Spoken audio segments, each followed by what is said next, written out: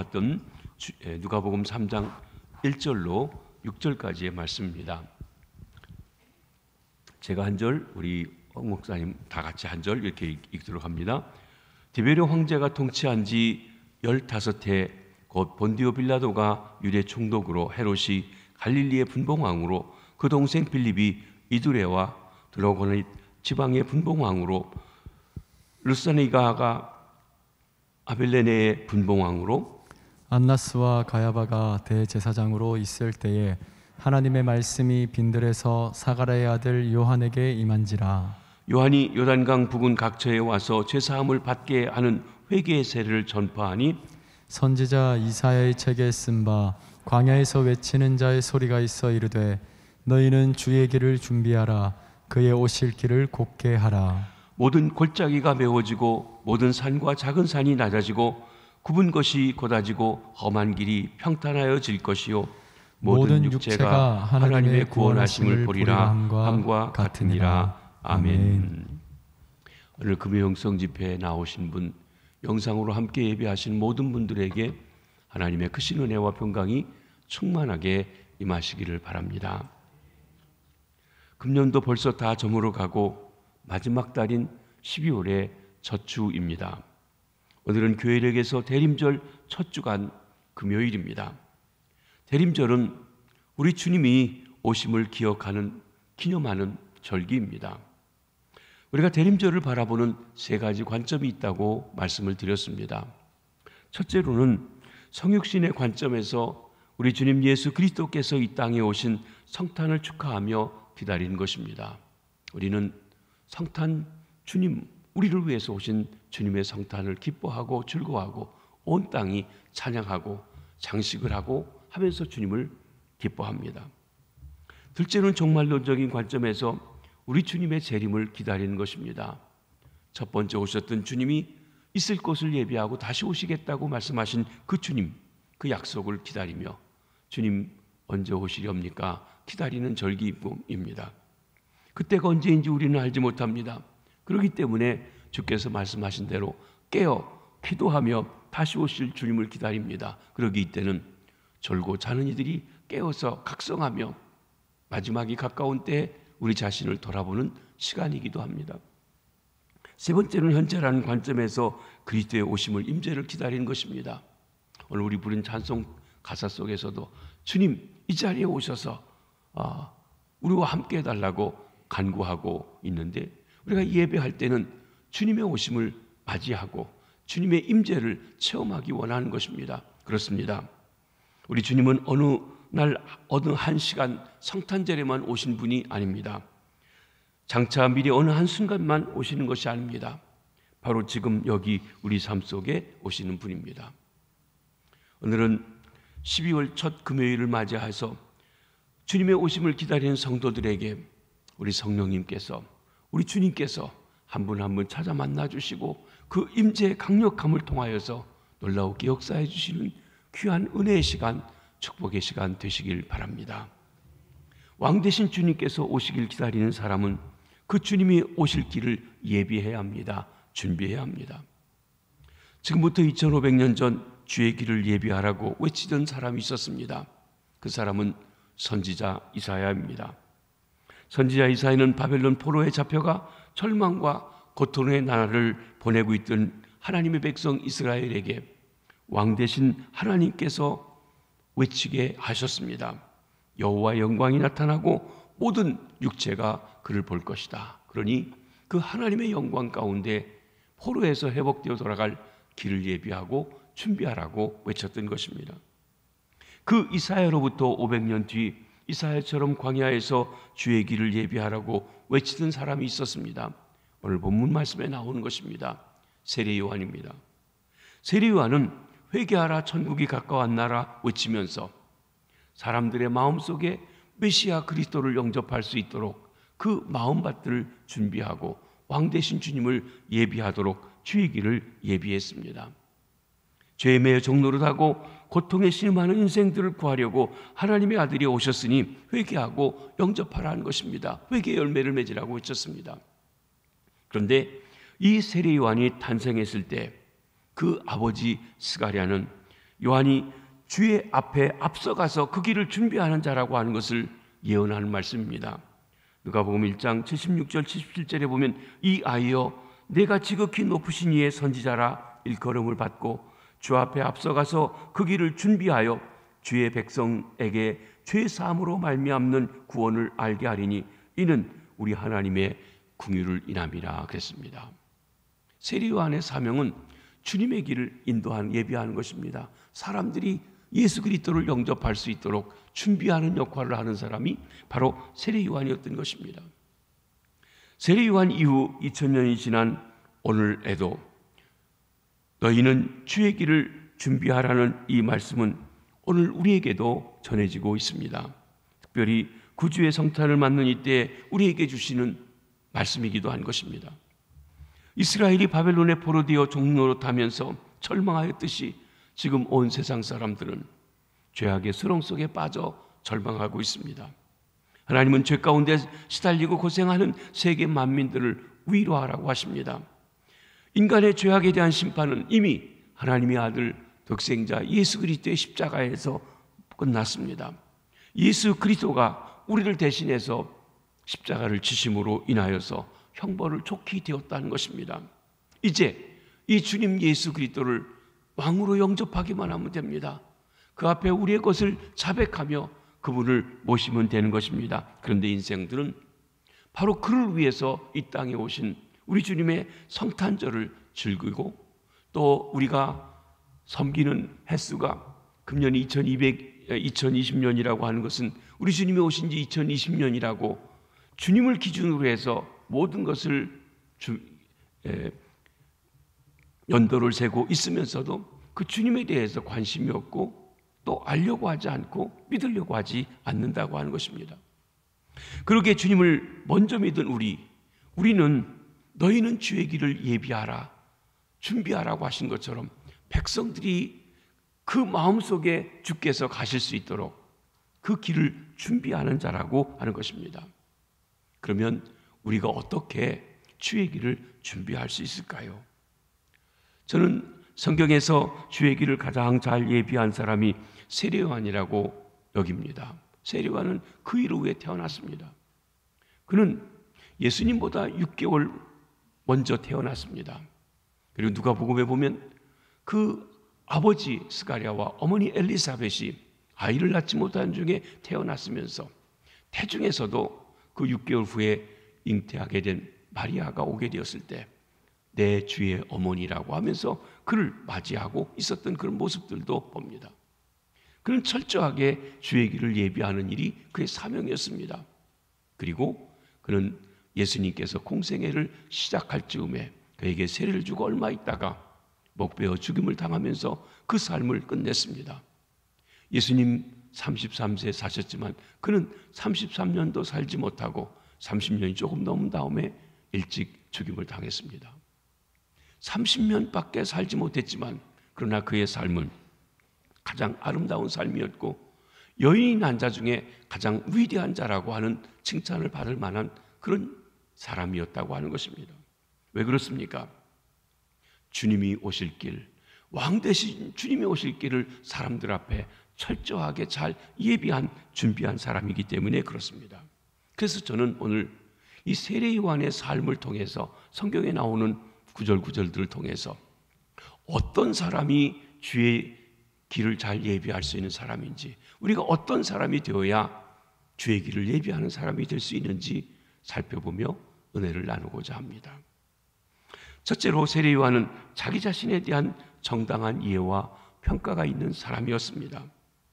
요한복음 1장 19절로 23절에 보면 세례 요한이 광야에 나타나 회개하라 외치면서 주의 길을 예비하고 있었습니다. 많은 사람들이 세례 요한에게 몰려와 말씀을 듣고 또 세례를 받았습니다. 세례 요한에 대한 소문이 퍼져갑니다. 그 소문을 들은 제사장들과 레위 사람들이 요한에게 사람을 보냅니다. 그리고 물어봅니다. 네가 누구냐? 이 말은 우리가 기다리던 그 그리스도냐? 왜냐하면 이 요한의 말씀과 행적이 보통과는 좀 특이한 것이 있기 때문에 특별한 사람, 기다리던 사람, 메시아, 그리스도냐고 물어본 것입니다. 이에 대해서 요한은 분명하게 말합니다. 나는 그리스도가 아니다. 나는 메시아가 아니다. 그들이 또 물어봅니다.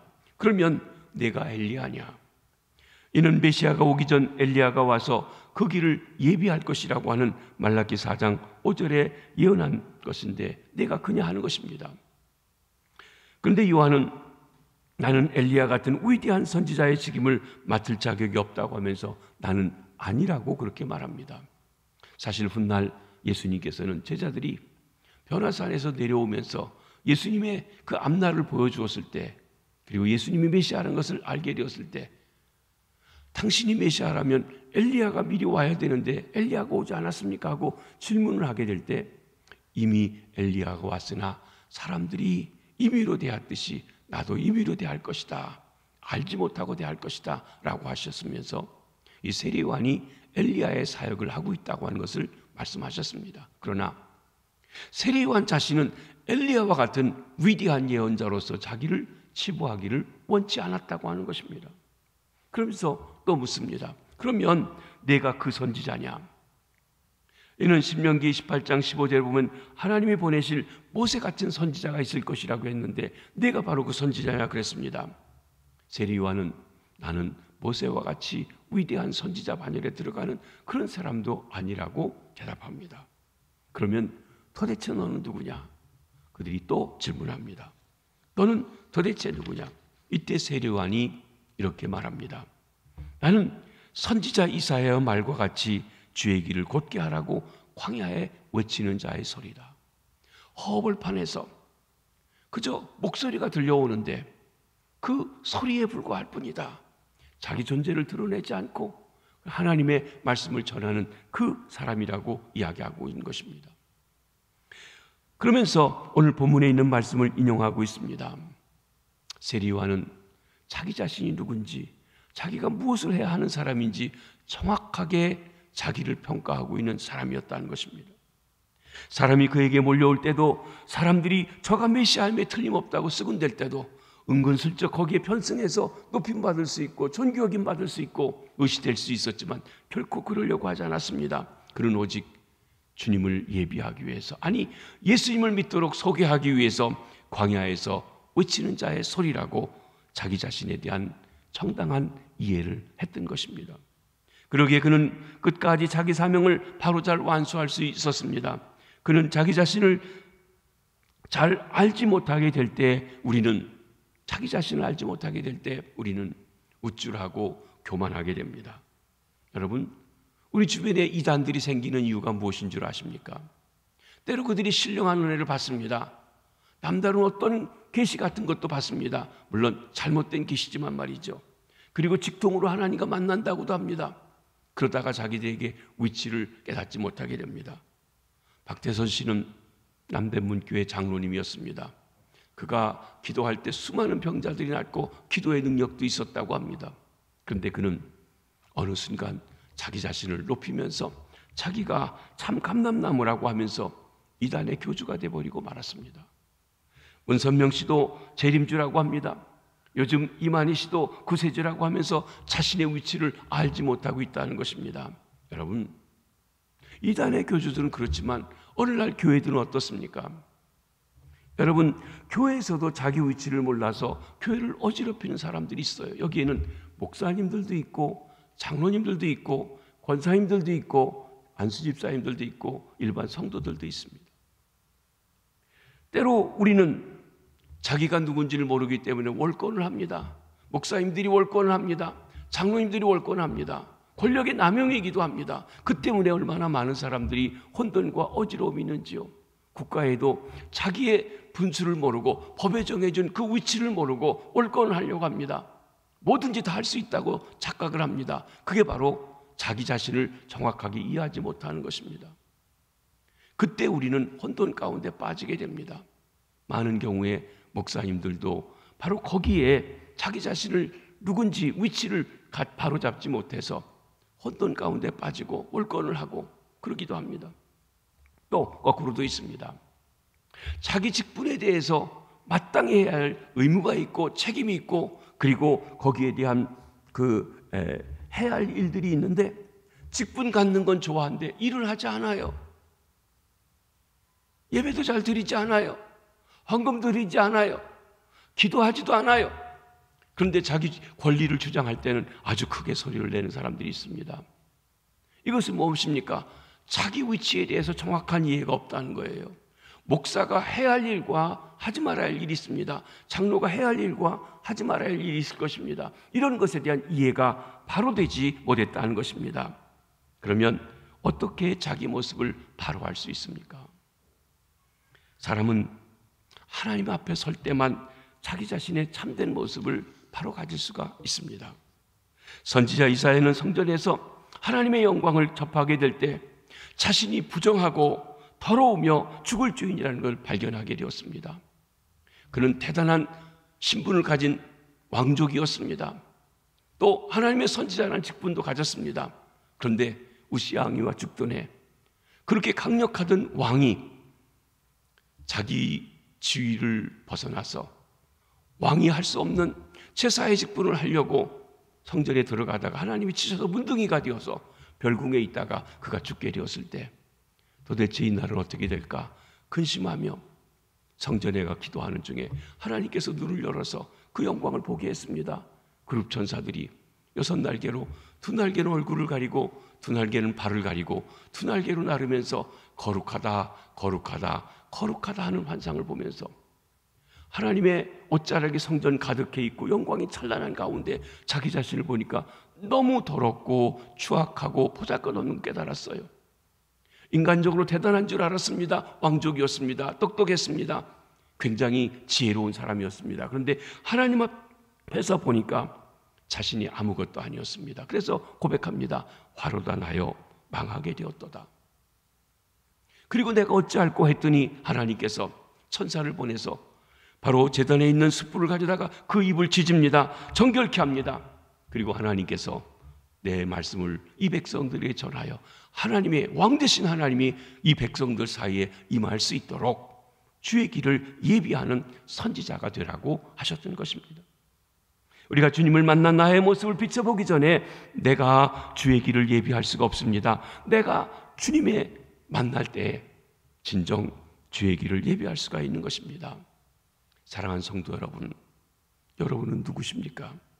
주님 앞에 여러분의 자신을 깊이 보신 적이 있으신지요?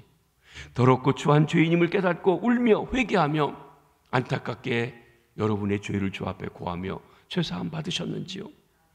주님이 오신 것은 바로 우리의 모습을 보여주시기 위함입니다. 그 추함에서 건질 수 있는 길을 주시기 위해서 주께서 오셨습니다.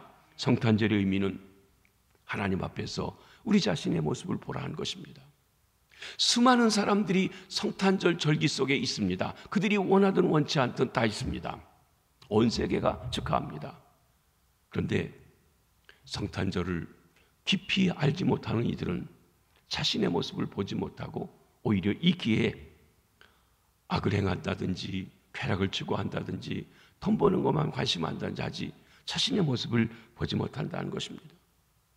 그러나 우리를 위해서 오신 주님 앞에 우리 자신을 바로 보게 될 때 주께서 내 안에 오시게 됩니다. 그때 우리는 이웃에 대해서 주의 길을 예비하는 자가 되고 주님을 소개하고 그들 인생 속에도 주님이 들어가시게 하시는 일을 감당할 수가 있게 되는 것입니다.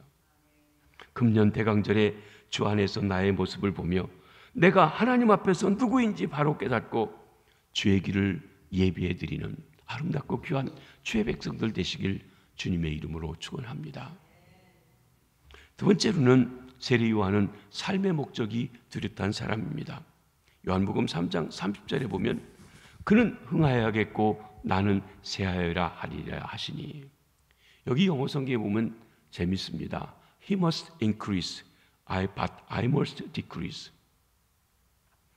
요한복음 3장 20절, 22절로 30절에 보면 예수님께서 제자들과 함께 요단강에서 세례를 주고 있었습니다. 그때 많은 사람들이 예수님께 왔습니다. 이 사실을 보고 요한의 제자들이 요한에게 가서 이렇게 불평하면서 고자질을 합니다. 선생님, 선생님이 전에 세례 주었던 사람 있지 않습니까? 있지. 그 사람이 세례를 주는데 그저 사람들이 다 끌려갑니다. 당신한테 오던 사람들이 다 끌려가고 있습니다 하고 얘기하는 것입니다. 여러분, 우리 식으로 하면 어떻습니까? 아니, 더 이상 이럴 수가 있나? 나한테 세례받은 사람이 요한한테가 세례받으라고 보내줘야지 자기가 또 세례를 줘? 이 상도 이상도 그렇고 이럴 수가 있나? 이렇게 얘기할 수 있을 것입니다. 제자들의 마음이 그랬어요. 그랬던데 세례 요한이 뭐라고 합니까? 나는 그리스도가 아니요 그 앞에 보내심 받은 자며 나는 신랑이 아니며 신랑의 친구니 그는 흥하여야겠고 나는 쇠하리라. 여러분, 우리 한국은 결혼식에 신랑이 들어가고 신부가 이렇게 있습니다만은 저희 미국에서만도요 이렇게 신랑이 있으면 신랑 친구들이 쫙 씁니다. 신부들도 신부 친구들이 합니다. 마치 이렇게 같이 쭉 들어오는 일들을 하게 되는데 저희 큰아들 보니까 우리 며느리가 친구가 6인가 7이 있어가지고 그만큼 해야 된대요. 그래서 쫙 들어섰어요. 신랑 친구들도 있습니다. 여러분, 신랑 친구들이 아무리 잘생기고 멋지고 어쩌고 하더라도 신부는 신랑을 위해 존재합니다. 그렇죠? 여기 신랑, 메시아, 그리스도는 예수세요. 사람들이 요한을 칭찬하고 박수를 치고 환호성을 불러도 요한은 거기에 휘둘리지 않았습니다. 나는 예수님을 소개하고 예수님이 온 영혼들을 구원하는 구세주로서 그 사람들 속에 임재하기 위해서 준비하는 역할을 하는 것이 내 일이지 내가 그 한 사람 한 사람들을 내 사람으로 만드는 것이 내 목적이 아니라고 하는 것을 분명히 알고 있었다고 하는 것입니다. 요즘 세상은 누가 좀 똑똑하고 잘되고 인기가 있으면 시기하고 끌어내려는 세상입니다. 어떻게 해서니 남을 끌어내려서라도 내가 높아지려고 합니다. 심지어 예수님을 이용해서라도 돈을 벌고 인기를 얻고 출세를 하려고 합니다. 그런데 세례 요한은 자신이 이미 인기가 있었는데 높아지고 있었는데 그 인기가 예수에게 갈 때 그를 배합하지 않고 그것이 마땅한 일이라고 잘된 일이라고 좋은 일이라고 하면서 그의 목적은 예수님을 높이고 예수님이 한 사람 한 사람들의 깊이 들어가 그들의 주님이 되시도록 하는 일이라고 하는 목적이 분명한 사람이었다는 것입니다. 여러분, 예수님 중심이십니까? 예수님을 나를 위해서 이용하고 끌어들이려고 하는 나 중심이십니까? 때로 우리 성도님들도 내가 예수님 때문에 어려움을 겪든지 손해를 보면 불평하고 원망하고 손가락질하고 이럴 수가 있냐고 할 때가 있어요. 예수님만 높아지신다면 감사할 수 있어야 되는데 그렇지 않는다는 거예요. 예수님 때문에 내가 잘되고 내가 높아지고 내가 박수 받아야만 그때 야 예수님 좋다 얘기 생각하는데 절대 그렇지 않다는 것입니다. 그는 오직 많은 사람을 예수님께 소개하는 사람이었습니다. 자기를 따르는 사람들은 적고 예수님을 따르는 자가 많게 하려고 하는 사람이었습니다. 나의 사람을 만들려고 하는 것이 아니라 그리스도의 사람을 만들려는 사람입니다. 요즘 때로 교회에서 제자 훈련을 합니다. 사실 제자 훈련은 일반적으로 성경 공부를 하든지 설교만 해가지고는 사람이 변화하지 않기 때문에 집중적으로 그 사람들을 만나서 어떤 과정을 가지고 공부하고 하나하나 좀 이렇게 코치도 하고 또 해가지고 그들을 변화시켜서 그리고 그리스도의 사람을 만들려는 것이에요. 그런데 제자 훈련을 해보면 어떤 문제점이 있냐면 제자 훈련을 가르치는 사람들이 자기 사람을 만들어요. 그래서 자기 사람들이 다 되어버린다는 것입니다. 여기 우리 부목사님들이 계시는데 종종 때로 우리가 사역을 하면 목회는 큰 틀에서 담임 목사의 사역입니다. 또 좀 더 나가면 우리 주님의 사역이시지만 말이죠.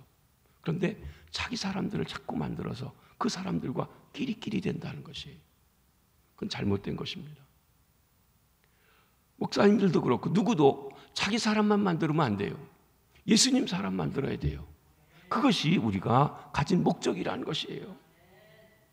그래서 여기 요한은 자기를 따르는 사람들이 다 예수님께 나갈 때 오히려 기뻐했습니다. 그리고 외칩니다.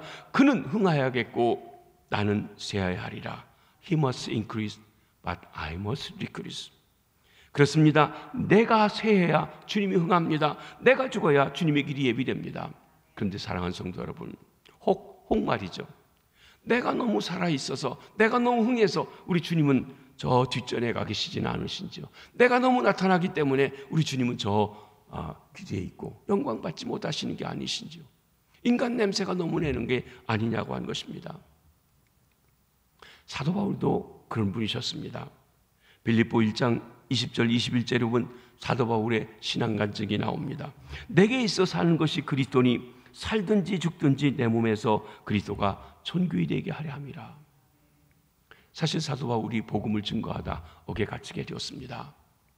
그랬더니 한쪽에서는 바울이 복음 전도하다 옥에 갇혔으니 우리가 열심히 복음 전도해서 그 뒤를 잇자고 하는 좋은 의도로 복음 전하는 사람이 있었습니다. 근데 또 다른 사람들도 있었어요.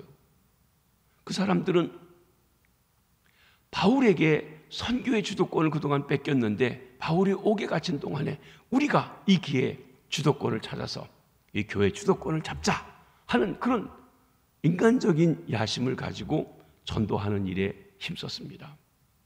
그랬더니 바울 사도는 뭐라고 합니까? 참으로 하든 그리고 나를 힘들게 하려고 하든 예수님이 높아지시니 나는 기쁘다. 예수님만 높아지신다면, 많은 사람들이 예수를 믿게 된다면, 많은 사람들이 주 앞에 돌아올 수 있다면 나는 어떻게 되든지 상관없다 그것입니다. 그리고 그는 말합니다. 내가 할 수 있으면 빌립보 교인들에게 그러죠. 자기 옥에서 구출되게 해달라고. 나 이거 억울하니까 여기 있으면 안 되겠다고 그렇게 말하지 않았습니다. 하나님이 나를 살려주어서 옥 밖에 나가면 너희들과 함께 좋지만 내가 개인적으로 원하는 바가 있다면 나는 빨리 주님 앞에 가서 주님과 함께 있으면 좋겠다라고 했어요. 그래서 그는 내가 살아도 주를 위해서 죽어도 주를 위해서라고 그렇게 얘기하며 주님을 높이는 것이 내 삶의 목적이라고 말씀하신 것입니다. 그리스도가 높아지시고 영광 받으신다면 나는 살든지 죽든지 상관이 없다. 그리스도가 흥하고 그리스도가 존귀하게 된다면 나는 무시당하고 또 나는 망하는 것도 감사할 뿐이다. 이 얼마나 놀라운 고백인지요. 이 얼마나 뚜렷한 삶의 목적을 가지신 분들의 고백이신지요. 그러기에 그리스도를 높이려고 하는 뚜렷한 삶의 목적을 가지고 있었기 때문에 세례 요한이나 사도 바울은 주의 길을 잘 아름답게 예비했던 것입니다. 영국의 선교사로서 인도에 선교를 했던 윌리엄 캐리는 현대 선교의 아버지라고 추앙받는 위대한 선교사였습니다. 그는 어려서 구두 소선공으로 일하면서 세계 지도를 갖다 놓고 세계를 꿈꾸며 일하게 되었는데 때가 되어서 인도에 선교를 하면서 복음만 전할 것 아니라 그 인도 사람들을 계몽하고 여러 가지 참 놀라운 일을 했습니다. 그래서 현대 선교의 아버지라고 불리워졌습니다. 후에 그의 꿈대로 그리스도를 세계 만방에 전하고 죽게 되었는데 그 죽으면서 이런 유언을 남긴 것입니다. 내가 죽거든 나 윌리엄 캐리에 대해서 말하지 말고 캐리의 주님 예수님에 대해서 말해달라. 때로 그 사람이 훌륭하다고 말하려고 하는데 그칠 것인데 그는 내가 위대하다고 얘기하지 말고 내 주님에 대해서 얘기해달라고 죽으면서까지도 그 주님을 높이고 주님 중심으로 살았던 것입니다. 사랑하는 성도 여러분, 우리는 무엇을 위해 살아가고 있습니까? 성탄절은 날 위해 높고 귀한 하늘의 영광을 버리고 이 땅에 오신 주님 안에서 나의 모습을 발견하고 나아가 이젠 그 주님을 위해서, 그 주님을 높이는 일을 위해서, 그 영광을 위해서 주님을 알지 못하는 사람들이 주님을 알도록 준비하는 일을 위해서 살아가겠다고 결단하는 계절입니다. 대강절을 맞아 우리의 삶의 목표를 다시 한번 뚜렷하게 하실 수 있게 되길 바랍니다. 나에 대해서 말하지 말고 날 구원하신 나의 주님에 대해서 말하며 살아가십시다. 먹든지 마시든지 무엇을 하든지 다 주의 영광을 위해 살기로 결단하십시다. 그는 흥하여겠고 나는 쇠하여리라 다짐하시게 되길 바랍니다. 그리하여서 주님을 향한 뚜렷한 삶의 목적을 가지고 살아가실 뿐만 아니라 주의 길을 예비하는 성도님들 되시기를 주의 이름으로 축원합니다. 이 히터를 어떻게 끌 수 있는 방법은 없나요? 방송실에 이 공기가 탁해가지고 제가 계속 목이 전보다 훨씬 꽉 막혀가지고 히터를 끄면 추우실 텐데 세 번째로 세례 요한은 켜서 비추는 등불이라고 했습니다. 요한복음 5장 35절에 보면 예수님께서 세례 요한에 대해서 예수님께서 세례 요한에 증거하시는데 요한은 켜서 비추는 등불이라고 말씀하셨습니다. 참 아름다운 멋진 그런 말씀이라고 생각합니다. 요한은 켜서 비추는 등불이다. 무엇이 탈 때 열이 납니다. 무엇이 탈 때 빛이 납니다. 열과 빛, 뭔가 눈에 보이게 밝은 것이 있고 어떤 열정이 있는 것, 그것을 볼 때 그 사람의 인격의 조화가 있는 것을 봅니다. 세례 요한은 타는 열정의 사람이라고 했습니다. 빛이 얼굴에 있는 빛나는 얼굴을 가진 사람입니다. 여러분, 계시록 3장 15절로 16절에 보면 우리 주님께서 라오디게아 교회 사람들에 대해서 하시는 책망의 말씀이 나옵니다. 라오디게아 교회는 겉으로는 굉장히 화려했고 부유하고 그리고 기술도 있고 괜찮은 교회였습니다. 그런데 자기들이 자기를 평가하고 하는 것과 달리 우리 주님이 평가하는 것은 달랐습니다. 한번 거기 있는 말씀을 한번 읽어봐 주시기 바랍니다. 내가 내 행위를 아노니 내가 차지도 아니하고 뜨겁지도 아니하도다. 내가 차든지 뜨겁든지 하기를 원하노라. 내가 이같이 미지근하여 뜨겁지도 아니하고 차지도 아니하니 내 입에서 너를 토하여 버리리라. 주님이 평가하실 때 문제는 뭐냐면 그래요, 순탄해요. 대신 뜨겁지도 않고 차지도 않아요. 다시 말하면 안 믿는 것도 아니고 그렇다고 믿는 것도 아니고 어정쩡하다는 것이에요. 사실 오늘날 우리 그리스도인들의 문제가 여기에 있지 않나 싶어요. 특별히 몇 대째 믿으시는 분들, 어렸을 적부터 믿으시는 분들, 때로는 충직자들도 여기에 속할 수 있습니다. 이름은 거창해요. 몇 대째 믿고 있어요. 직분이 목사요, 장로요, 권사요, 대단해요. 화려해 보여요. 그런데 미지근해요. 뜨겁지가 않아요. 열정이 식어져 버렸어요. 그렇습니다. 미지근한 것, 차지도 뜨겁지도 아니한 것, 우리 주님께서는 토해버리고 싶다 그러셨습니다. 혹 그런 위치에 내가 있지는 않은지 돌아보시기 바랍니다. 세례 요한은 미지근한 인격이 아니었습니다. 타고 있는 인격이었습니다. 여러분, 엠마오로 가던 두 제자의 이야기가 있죠. 주님께서 십자가에 죽으시고 3일이 되었는데 부활했다는 소리를 들었는데 실망했습니다. 그렇게 기대했던 메시아일 것이라고 생각했던 그 예수가 처참하게 십자가에 달려 죽었기에 더 이상 예루살렘에 살 의미를 느끼지 못하고 고향으로 엠마오로 돌아가는 그들에게 부활의 주님을 만나게 되었습니다. 그 주님께서 함께 가면서 그들의 우매한 걸 깨우쳐 주시고 한 곳에 들어가서 식사하실 때 떡을 떼어서 그들에게 주실 때 그들이 눈이 밝아져서 주님인 걸 알아보게 되었는데 그때 그들이 말합니다. 주께서 말씀하실 때 마음이 뜨겁지 아니하더냐. 여러분, 주의 말씀을 듣고 마음이 뛰고 뜨거워져야 합니다. 성령이 우리에게 역사해서 마음이 뜨거워져야 합니다. 우리에게 말씀하시고 우리에게 성경을 풀어주실 때 우리 속에 마음이 뜨겁지 아니하더냐. 들었는데 반응이 없어요. 저 맨날 듣던 얘기인데 또 안 해 하는 생각만 있고. 그들은 살아계신 주님을 만나 뜨거운 심정을 갖게 되었습니다. 우리의 심정이 뜨겁지 아니하고는 땀에게 불을 붙일 수가 없습니다. 모세도 그렇습니다. 그가 하나님 앞에 40일 동안 금식하며 기도하게 되었습니다. 하나님께서 직접 써주시는 그 말씀 율법파를 받아가지고 내려오는 거죠. 그는 단순히 하나님 앞에 있다가 왔는데 와보니까 사람들이 모세의 얼굴을 볼 수가 없는 거예요. 왜? 너무 광채가 나서. 여러분, 하나님과 40일 동안 있다 온 사람 얼굴조차도 사람들이 보기에 두렵습니다. 그런데 어떻게 하나님 얼굴을 직접 보겠습니까? 죽으려고 작정한 거죠. 그렇습니다. 이때 그 얼굴이 얼마나 빛나고 광채가 났든지 이스라엘 백성들이 모세에게 수건을 쓰고 오라고 했어요. 빛나는 얼굴, 하나님과 함께할 때 생겨지는 것입니다. 주님을 만났을 때 반사되는 광채인 것입니다. 이와 같이 세례 요한은 주님의 빛을 받아 켜서 비추는 등불이라고 소개하고 있습니다. 그는 타는 심정의 사람이었습니다. 빛나는 얼굴의 사람이었습니다. 사랑하는 성도 여러분, 우리 마음속에 주님 때문에 갖는 열정이 있으십니까? 주님 때문에 갖는 빛나는 빛이 우리에게 있으신지요? 그 얼굴이, 우리 얼굴이 주님을 만난 사람처럼 평화로우며 기쁘며 나아가서 밝게 빛나고 있는지요?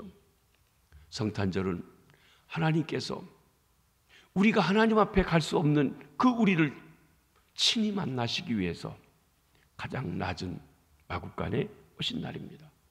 그 주님을 깊이 묵상하고 만나고 체험함으로 우리 마음이 뜨거워지길 원합니다. 우리에게 밝은 빛이 비춰지길 원합니다. 그리고 주의 길을 예비하시는 주의 백성들 되시길 주님의 이름으로 축복합니다. 네 번째 세례요한은 의롭고 거룩한 자입니다. 마가복음 6장 20절 말씀을 한번 보십니다. 헤롯이 요한을 의롭고 거룩한 사람으로 알고 두려워하여 보호하며 또 그의 말을 들을 때에 크게 번민을 하면서도 달갑게 들음이러라. 여기 헤롯이 세례 요한을 두려워했다는 말씀이 나와요. 헤롯이 어떤 사람입니까? 폭군입니다. 잔혹합니다. 당시 왕들은 자기의 절대 권력을 가지고 사람 하나 죽이는 건 우습게 여기는 그런 시대였습니다. 그런데 헤롯이 요한을 두려워했다고 했어요. 거꾸로 하면 우리가 일상적으로 하면 어떠해야 됩니까? 세례 요한이 헤롯을 두려워해야 된다는 것이 마땅한 것이에요. 왜? 법군이요 막강한 권력이 있는 헤롯을 두려워하는 것이 마땅하니까요. 그런데 반대로 여기 헤롯이 요한을 두려워했다고 했습니다. 왜 그렇습니까? 여기 이유를 이렇게 설명했습니다. 이는 그가 의롭고 거룩한 사람이기 때문이라고 그랬어요. 의롭고 거룩한 사람이 그의 죄를 지적해서 당신이 당신 동생 부인이었던 헤로디아와 결혼해서 하는 것은 합당치 않고 하나님이 기뻐하시지 않고 이건 죄입니다 하고 그 절대권자에게 죄를 지적할 수 있었던 사람이었습니다. 그런데 이 세례 요한이 흠잡을 게 없어요. 의로운 사람이에요. 정직한 사람이에요. 거룩한 사람이에요. 그렇기 때문에 거룩한 자의 말을 듣고 그가 두려워했다고 말씀하고 있습니다. 그렇습니다. 죄인은 아무리 막강한 권력을 가진 자라도 의롭고 거룩한 자 앞에서 전전긍긍하게 되어 있습니다. 죄인은 아무리 수많은 재물을 가지고 있다 할지라도 의롭고 거룩한 자를 함부로 할 수가 없습니다. 다른 면에서 말한다고 하면 의롭고 거룩한 자는 어떤 권력자나 어떤 재물에도 기죽지 아니하고 떳떳하게 바르게 당당하게 살아갈 수 있다고 하는 것입니다. 예수님께서 산상수훈에서 하나님을 믿는 예수님을 믿는 예수님의 제자들을 뭐라고 했습니까? 너희는 세상의 빛이요 너희는 세상의 소금이라 말씀하셨습니다. 이는 우리가 이 세상의 부패를 막는 부정과 불의를 막는 소금의 역할을 하며 어두운 세계를 밝히는 빛으로 부름받았다는 것입니다. 어떻게 소금이 됩니까? 어떻게 빛이 됩니까? 어떻게 부패를 막으며 어떻게 어둠을 막을 수 있습니까? 그것은 우리가 의롭고 거룩해야 한다는 것입니다. 우리가 의롭고 거룩한 것이 곧 빛이 되고 그리고 나아가서는 소금의 역할을 하는 것입니다. 세례 요한이 의롭고 거룩할 때 헤롯의 죄를 지적할 수 있었습니다. 세례 요한이 의롭고 거룩했기 때문에 헤롯 왕은 그 죄를 지적당하면서 오히려 번민을 느끼면서 나아가서는요 달갑게 받았다고 그랬어요. 그래, 그렇게 지적해 주는 사람이 있어야지. 자기 자신도 뭔가 찜찜했을 것이에요. 감히 왕에게 하는 마음도 있지만 또 한편에서는 동생의 부인이었던 사람을 비록 그들이 이혼했다 하더라도 데려다가 산다고 하는 것, 사람들이 수근거리는 얘기 모르지 않을 거예요. 근데 아무도 말을 못해요. 왜? 폭군이니까, 죽을지 모르니까. 그런데 당당하게 당신 그렇게 하는 건 죄요 하고 손가락질하고 잘못됐다고 얘기해 주는 사람이 있다는 것입니다. 이 사회가 왜 어지럽습니까? 왜 사회가 썩었다고 합니까? 왜 세상이 어둡다고 합니까? 의롭고 거룩한 사람이 없기 때문에 그렇습니다. 소돔 고모라가 유황불에 심판받을 만큼 부패하고 타락한 것은 의롭고 거룩한 사람 10사람이 없었기 때문이었습니다. 여러분, 한국 사회 기독교인들이 1000만 명이라고 합니다. 한때 25% 4분의 1이라고 했습니다. 그런데 왜 이렇게 우리 사회가 어둡고 부정부패 냄새가 납니까? 의롭고 거룩한 사람들이 없기 때문이 아닌지요. 기독교가 은혜와 사랑을 이야기하면서 방종과 타락을 눈 감고 있지는 않은지요. 그래, 하나님은 사랑이야, 다 괜찮아, 사랑이야, 사랑이야, 그런 짓 해도 사랑이야, 나쁜 짓 해도 사랑이야, 다 이렇게 하면서 오해하고 있지 않냐는 것이에요. 성탄절에 하나님이 그 아들을 보내시어서 우리를 구원하신 것은 이제는 죄인으로 살지 말고, 악을 행하며 살지 말고, 추악하게 살지 말고 의롭고 거룩하게 살라고 우리에게 은혜를 베풀어 주신 것입니다. 이것이 하나님의 자녀로 마땅한 일이라고 하는 것입니다. 여러분, 저와 여러분이 하나님의 자녀가 된 것은 하나님의 은혜요, 하나님의 사랑 때문입니다. 아멘, 할렐루야. 그렇죠? 그렇습니다. 죄인된 우리가 구원받은 것 하나님의 은혜입니다. 그런데 그렇기 때문에 계속 죄를 졌다는 것이 아닙니다. 가늠하다 현장에 잡힌 여인, 돌에 맞아 죽을 여인, 사람들이 돌로 치려고 할 때 예수님께서 죄 없는 자가 먼저 치라고 하시면서 나도 너를 정죄하지 않는다고 하셔서 용서해 주셨어요. 그러나 중요한 말을 하셨습니다. 가서 다시는 죄를 짓지 말라고 말씀하셨어요. 용서받았으니까 똑같은 일을 하라는 게 아닙니다. 이제는 용서받았으니 그 죄를 떠나서 하나님 앞에 살고 의롭게 살고 거룩하게 살라고 불러주신 것이라는 것입니다. 그렇습니다. 하나님의 자녀가 된 사람은 이제 하나님의 은혜와 사랑을 헛되지 않도록 의롭고 거룩하게 살아야 합니다. 그런데 오늘날 하나님의 은혜, 하나님의 사랑을 이야기하면서 의롭고 거룩하게 살아가는데 너무 우리가 등한히 하기 때문에 이 사회가 어두워지고 있고 이 사회가 부패해가고 있지는 않냐는 것입니다. 빛과 소금만이 부패하고 어두운 세상을 살릴 수 있습니다. 우리 의롭고 거룩한 삶만이 참으로 주의 길을 예비할 수 있다는 것입니다. 금년 성탄절을 앞둔 우리 대림절입니다. 우리는 무엇보다도 우리의 부정하고 더러운 삶을 깊이 회개할 수 있게 되길 바랍니다. 그리고 하나님 앞에 의롭고 거룩하게 살아가서 주의 길을 예비하는 사람이 되겠다고 하는 다짐이 있어지시기를 주의 이름으로 축복합니다. 마지막 5번째 세례요한은 진실한 증인이었습니다. 요한복음 10장 40절로 42절에 보면 세례요한이 죽은 후에 어느 날 예수님께서 세례요한이 세례를 주시고 활동했던 요단 저편에 가시게 되었습니다. 이곳에 있던 사람들은 세례요한을 통해서 예수님에 대해서 들었던 사람들이었습니다. 그런데 세례요한이 죽은 후에 그들이 말로만 듣고 있던 예수님을 직접 그들이 만나보게 된 것입니다. 그리고 예수님과 함께 지내면서 예수님의 말씀을 직접 들으면서 그들이 뭐라고 얘기하냐면 요한이 전에 이 사람에 대해서 얘기했던 모든 얘기가 참이더라 하는 것입니다. 다른 말로 하면 이렇습니다. 내가 어떤 사람한테 예수를 전해줬더니 이 사람이 듣고 그리고 자기가 참 교회 와서 신앙생활하면서 예수 믿고 했는데 보니까 갈수록 전도해 준 사람의 한 얘기가 정말 진짜였다는 거예요. 잘 가르쳐줬다는 거예요. 바로 가르쳐줬다는 것이. 그래서 예수님을 바로 알게 되었다고 하는 것입니다. 그래서 그 일로 인하여 예수님을 직접 만나보고 더욱 믿게 됐고 세례요한이 바른 증인으로서 삶을 살았다고 증거해 주게 되었습니다. 세례요한은 예수님을 올바로 증거함으로 많은 사람에게 주의 길을 바로 예비하게 되었습니다. 세례요한은 신실한 증인이었습니다. 우리도 예수님에 대해서 바로 증거해야 합니다. 주의 길을 바로 예배하게 되는 것입니다. 잘못된 증인, 이단적인 증거는 사람들을 예수님께로 인도하는 것이 아니라 사탄의 길로 인도하는 것입니다. 목사들이 말씀을 바로 전하고 예수님의 바로 전해야 됩니다. 장로님들이 신앙생활의 본을 바로 보여야 성도들이 뒤따라갈 때 저렇게 하면 되는구나 하는 데에서 바른 길로 갈 수 있도록 신앙의 본을 바로 보여줘야 되는 것입니다. 권사님들이 신앙생활할 때 바른 삶의 본을 보여줘야 성도들이 뒤따라가면서 바로 볼 수 있는 것입니다. 그러면 우리가 세례요한의 증거의 핵심은 무엇입니까? 그것은 한마디로는 예수가 그리스도라는 것입니다. 하나님의 아들이라는 것입니다. 여기에 두 가지 중요한 증언을 우리가 볼 수 있습니다. 첫째로는 세례요한은 예수님을 세상 죄를 지고 가는 하나님의 어린 양이라고 했어요. 예수님이 처음 이렇게 나타나서 세례를 받으려고 하실 때 보라, 세상 죄를 지고 가는 하나님의 어린 양이로다. 이 말은 인간의 죄 문제에 대한 해답이 예수님께 있다는 것입니다. 예수님은 세상의 죄를 다 짊어지고 갈보리 십자가 위에 돌아가셨습니다. 누구든지 저를 믿는 자는 죄사함 받고 죄에서 구원받게 됩니다. 누구든지 예수의 흘린 피로 씻음받은 사람은 그 이름이 생명책에 기록됩니다. 누구든지 예수의 피가 칠해진 사람은 죽음의 사자가 그냥 지나갑니다. 하나님은 예수 그리스도로 말미암아 세상에 구원을 주셨습니다.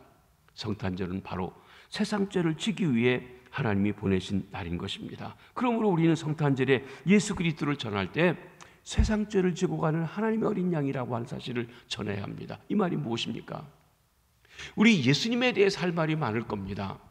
뭐 혁명가요, 예수 믿으면 복 받는다든지 여러 가지가 있어요. 그런데 빼놓지 말아야 할 가장 중요한 것, 예수 믿어서 죄 사함 받아야 된다는 것이에요.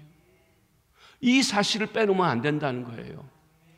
예수님이 내 죄를 대신 짊어져 주신 분이라고 하는 것, 그래서 그 주님을 믿어야 우리 죄가 사함받고 하나님 옆에 갈 수 있고 구원받는다는, 그게 복음의 본질인데 우리는 자꾸 예수 믿으면 병 났는데, 예수 믿으면 부자 된대, 예수 믿으면 출세한대, 예수 믿으면 애들 잘 된대. 그 변두리예요. 없는 거 아니에요. 그러나 그렇지 않을 수도 있어요. 그러나 가장 중요한 게 무엇입니까? 예수님은 세상 죄를 지고 가는 하나님의 어린 양이라는 것이, 이게 복음입니다. 그렇습니다.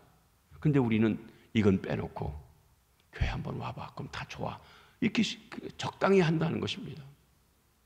우리의 가장 인간의 본질적인 문제인 죄 문제를 해결해 주신 분이 예수라고 하는 것입니다.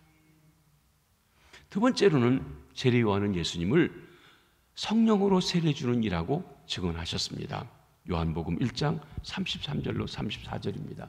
나도 그를 알지 못하였으나 나를 보내어 물로 세례를 베풀라 하신 그이가 나에게 말씀하시되 성령이 내려서 누구 위에든지 머무는 것을 보거든 그가 곧 성령으로 세례를 베푸는 이인 줄 알라 하셨기에 내가 보고 그가 하나님의 아들이심을 증거하였노라 하니라. 여러분, 우리 기독교가 다른 종교와 다른 것은 하나님께서 그 아들을 통해서 우리 죄를 용서해 주셨을 뿐만 아니라 하나님의 아들로서, 하나님의 딸로서, 하나님의 자녀로서 살아갈 수 있는 능력을 주시는 하나님의 영, 인격적인 영을 우리에게 보내주셔서 옆에 함께 하시고 보혜사가 되시고 인도해 주시고 하신다는 것입니다. 2021년 회계년도에 우리 교회 신앙생활의 주제는 성령을 따라 행하라입니다. 성령님이 우리에게 주신, 기독교인들에게 주신 가장 큰 능력입니다. 그 성령님을 따라 살아갈 때 우리는 인간의 애씀과 노력에 뛰어넘는 놀라운 능력으로 하나님의 자녀답게 살아갈 수 있는 힘이 주어지는 것입니다. 바로 그 사실을 이야기해 주었습니다. 예수님이 성령으로 세례 주는 분이라고 하는 것, 이 말은 인간이 하나님의 자녀로서 바로 살아갈 수 있는 힘, 성령의 능력으로 오는데 그 성령님을 보내주시는 분이 바로 예수님이라는 것이에요. 예수님의 사역을 근거해서 오신 분이 성령님입니다. 우리는 성령의 능력을 통하여 승리하는 그리스도인의 삶을 살아갈 수 있습니다. 성령이 임하시면 권능의 능력을 받습니다. 성도들의 삶의 원동력은 성령님이십니다. 그런데 이 성령님이 바로 예수 그리스도께서 보내어 주신 분이십니다. 사도행전 2장 33절 말씀입니다. 하나님이 오른손으로 예수를 높이심에 그가 약속하신 성령을 아버지께 받아서 너희가 보고 듣는 이것을 부어주셨느니라. 여러분, 우리가 예수를 믿는 것 성령님의 역사입니다. 예수 믿을 때 성령이 우리에게 인쳐주시고 내주하십니다. 그 성령님과 함께 살아갈 때 우리는 이 세상에 살면서도 천국 생활하게 되고 그리고 놀라운 힘과 능력을 얻게 됩니다. 근데 우리 그리스도인들이 이 성령님을 옆에다 제쳐놓고 자기 마음대로 살아가요.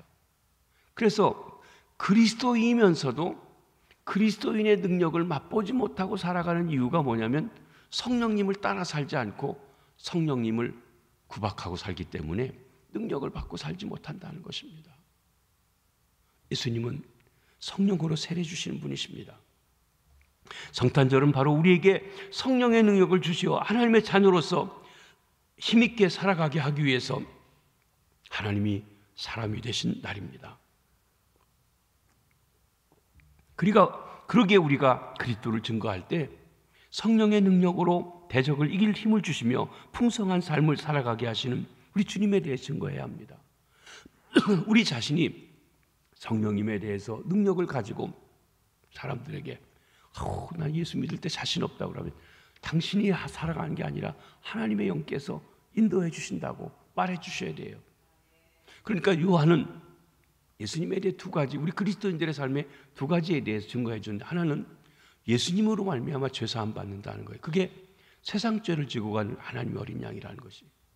두 번째로는 하나님의 백성은 성령께서 하나님의 백성으로 살아갈 힘을 주시는데, 바로 그 성령으로 세례 주어서 성령으로 우리에게 임하게 하시는 분도 예수님이라는 것입니다.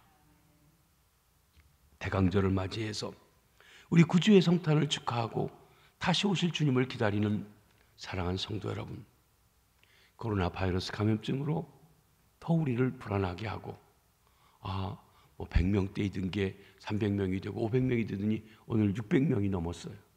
그래서 전국적으로 2단계, 2.5단계 이렇게 올라가서 이번 주일부터 다시 또 우리가 예배에 많은 제한을 더 받게 됐습니다. 모임도 그렇습니다. 그러나 한 가지 분명한 사실, 하나님께서 역사를 주관하십니다. 이 일을 통해서 우리에게 주시는 교훈이 있다고 믿습니다. 사랑하는 성도 여러분, 세상 죄를 지고 가신 하나님의 어린 양, 그 예수 그리스도의 피로 씻어 정결하게 되며 성령의 능력으로 세임을 얻어서 우리 주님을 이 땅에 바로 증거하여 나를 통해 주님이 높아지시고, 나를 통해 하나님을 아는 사람이 많아지고, 나를 통하여 하나님께서 왕으로 그들의 속에 임재하시도록 주의 길을 예비하시는 주의 백성들 되시길 바랍니다. 그러기에 먼저 내 자신이 주님을 깊이 만나고 주님을 체험하고 그 임재 속에 하나님께 영광 돌리는 주의 백성들 되시길 주의 이름으로 축복합니다. 기도하겠습니다.